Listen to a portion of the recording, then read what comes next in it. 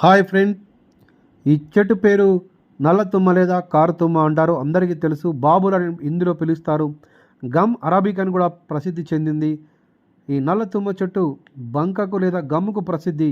Egypt రాజవంశాల్లో కూడా దీన్ని చాలా వాడేవారు. ఈ గమ్ నుండి సాక్ వైన్ అనే ఒక మత్తు పదార్థాన్ని తీసేవారని డయాస్కోరడెస్ అనే ఒక సైంటిస్ట్ చెప్పడం జరిగింది.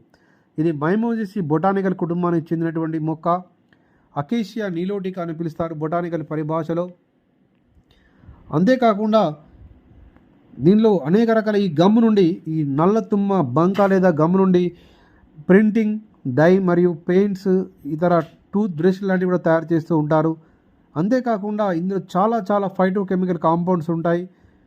ముఖ్యంగా ఈ ఆకుల రసం నుండి మనకి ల్యూకేరియా అనే వ్యాధి మరియు స్క్లీరోసిస్ అనే వ్యాధులు కూడా నయమవుతూ ఉంటాయి. ఈ నల్ల తుమ్మ కలప నుండి అనేక రకాల ఫర్నిచర్ తయారు చేస్తూ ఉంటారు.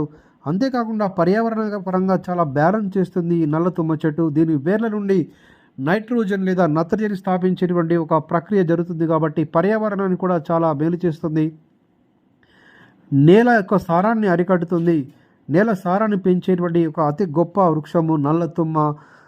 ఇది బాబులుగా చాలా ప్రసిద్ధి పొందింది.